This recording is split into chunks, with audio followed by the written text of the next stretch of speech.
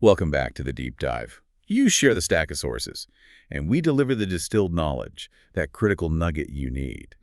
And today, we're plunging into a weird, almost invisible wall in Hollywood. Right. Why does animated science fiction, a genre that has given us some of the most, imaginative worlds ever, why does it struggle so much in the West? It's a huge question. Our sources today, they draw really heavily on the insights of Alex Wu. He's a true industry Well, veteran. yeah, Pixar, Cartoon Network, Lucasfilm.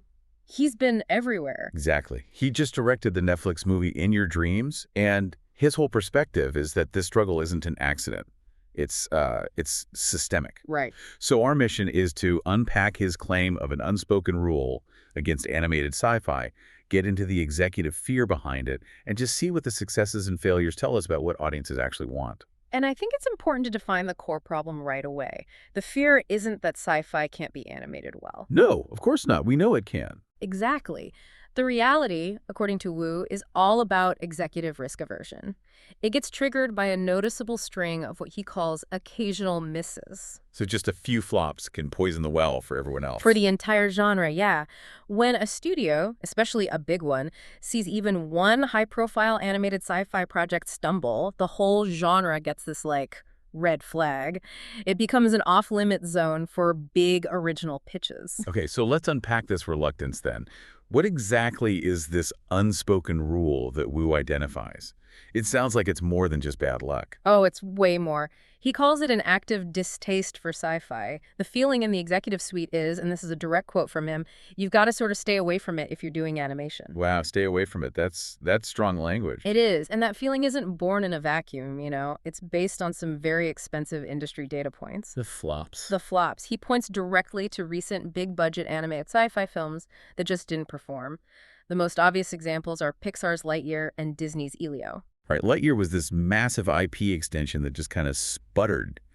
And Elio, it's been delayed and reworked, which, that signals some serious doubts internally. Huge doubts about its commercial viability. And these are just the recent examples. There's a history here, isn't there? Absolutely. You have to remember the beloved failure, Titan AE. A cult classic now, but yeah. But a huge financial sink for Fox back in 2000. And even successful movies had rocky starts.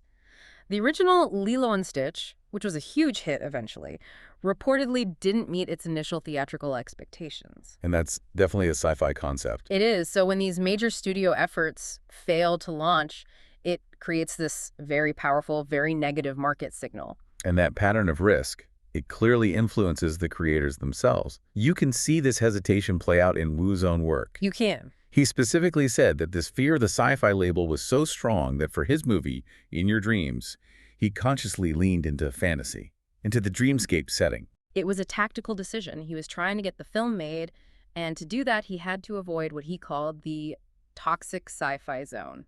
Even if the film has those unexpected bursts of reality later on. Right. It just shows that even for a character-driven story, simply having the sci-fi label can doom a project before it even gets a meeting.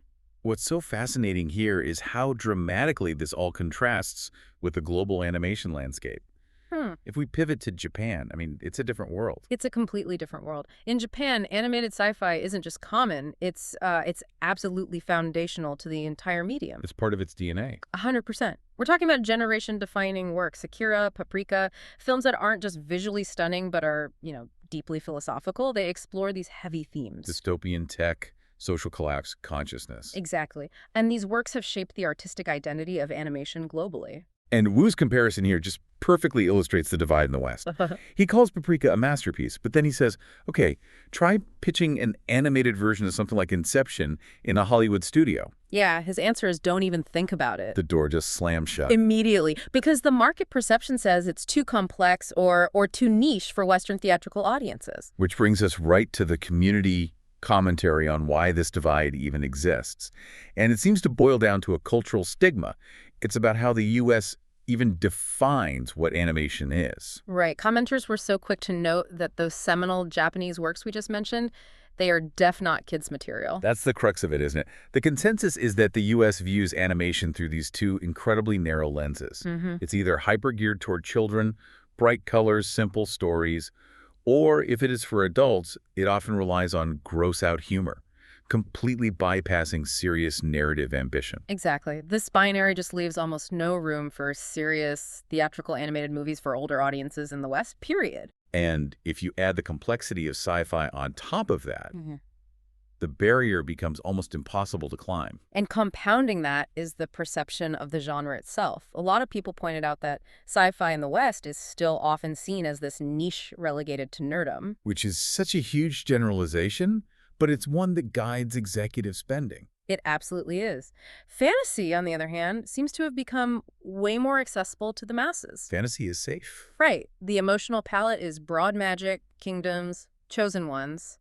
Sci-fi, unless it's a property that's already broken through, like Star Wars or The Matrix. It gets that label of being too cerebral, too technical for a mass audience. Yeah. But wait, we have to pause here and acknowledge the successes. It's important to challenge this idea that the genre is just inherently cursed. Sure. Commenters were quick to point out, what about a film like WALL-E or Big Hero 6? Those are absolute, undeniable hits. They were. Those are essential counterexamples for sure. They prove that sci-fi elements can resonate with a wide audience. But we have to contextualize those successes against the weight of the failures.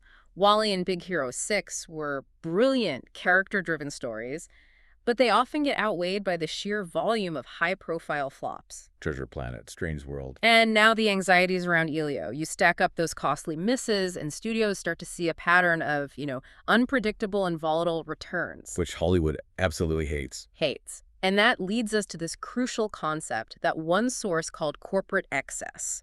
The issue isn't really the genre, it's the budget. Okay, what do you mean? Well, one insightful commentator used this powerful analogy. They called it the square cube law applied to corporate excess. Okay, for those of us who didn't take high-level physics, the square cube law explains how things like volume and surface area scale non-linearly. What does that mean for a Hollywood budget? It means that if you double the size, or in this case, the budget of a project, the internal pressures and the risks, they increase exponentially, not linearly. So it gets riskier faster. Much faster.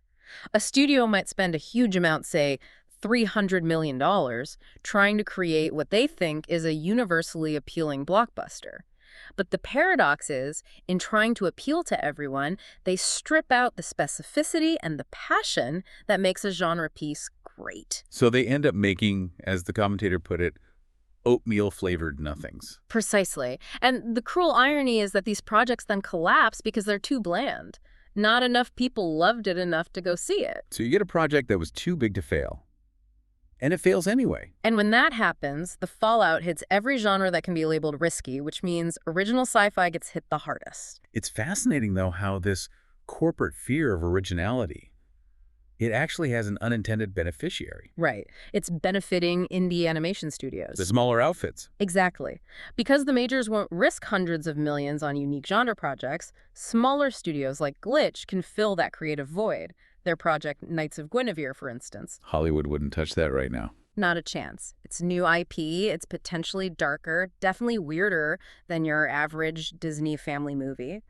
They can make these projects that satisfy the actual existing audience appetite without carrying the crushing burden of a $300 million break-even point. That's a powerful framework. And it brings us back perfectly to Alex Wu's core lesson, the one he took from Pixar. And it applies regardless of genre. Yeah, he says the foundational principle is this: always servicing the story and the characters. Simple as that. He argues that if you have compelling characters and the story's emotional core is truthful, the film will just naturally resonate. It doesn't matter if it's set in a potato patch or deep space. If the character journey is strong, the film works. And you can see that ethos in your dreams, the setting. By framing the spectacular stuff within a dreamscape, he gave himself permission for amazing visuals and high-concept sequences. But they're always grounded. Always grounded in the character's internal reality. The focus wasn't on hard futurism or explaining complex rules. It was all about the emotional impact. It's proof that character development can absolutely supersede the need for genre spectacle. And he brought in his Pixar colleagues to make sure of it. Right, like Steve Pilcher, the production designer on Finding Dory. Exactly. He was bringing in people whose main focus is visual storytelling in service of character, not just making the space stuff look cool. That's a great principle. But yeah. This leads us to a really fascinating question about creative intent. If the story is key, what about the content of the sci-fi stories that do get made in the West? Mm-hmm. A really critical view raised by a commenter suggests that studios sometimes hurt their own chances by trying to portray the future with the political issues of today. That critique went even further. It cited failures to keep track of source material and brought up Lightyear again as an example where some felt the story strayed too far from the original IP. And maybe focus too much on contemporary social commentary. Right, and that raises a really important question, one that kind of gets at the conflict in defining the entire genre. Which is addressing contemporary political or social issues a flaw? Or is that the very point of science fiction? And we have to report the opposing view impartially here, because this is where sci-fi gets its intellectual power.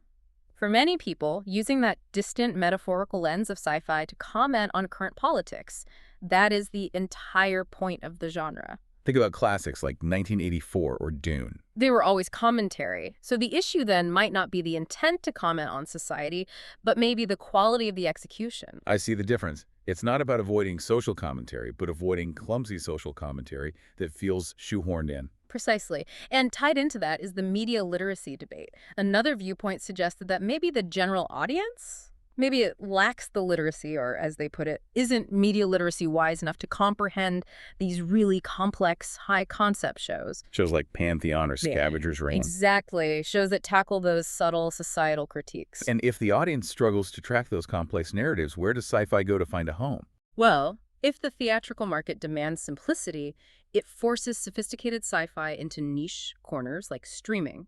Or, interestingly, it pushes it into the successful model of what you could call stoner sci-fi. Okay, explain that. It shows that manage to blend high-concept ideas with adult humor, with satire, with episodic structures that are accessible and often wildly successful. Think of Rick and Morty, Solar Opposites, or Final Space. I see. They get away with complexity by wrapping it in irreverence. And by completely bypassing the traditional theatrical market. So, to kind of summarize this deep dive, this unspoken rule against Western animated sci-fi, it feels real. It's driven by a history of unpredictable box office returns. And crucially, the massive crippling budgets that are tied to those occasional flops. The risk-averse nature of that investment just means that studios are simply scared off by the genre label itself. But the appetite for the genre clearly exists. You can see it globally with the success of anime, and you can see it in the indie studios that can operate at a lower risk. And Alex Wu, he remains optimistic.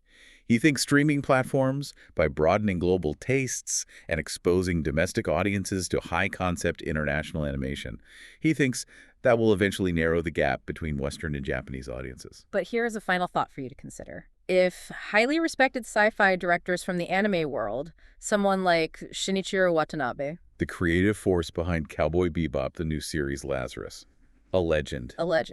if even he still struggles to get high-concept animated movies made in this climate, does the problem really lie with the genre itself, or is it fundamentally rooted in the rigid, risk-averse Hollywood system's definition of what a mass audience wants to see animated? And maybe that definition is only successfully challenged when sci-fi is heavily blended with other elements that make it feel safer and more mythological, the way the space fantasy of Star Wars does. That blend might be the only way to make it easier for mass Western audiences to buy in, something to mull over as you contemplate the next time a studio greenlights another talking animal movie instead of a cyberpunk epic.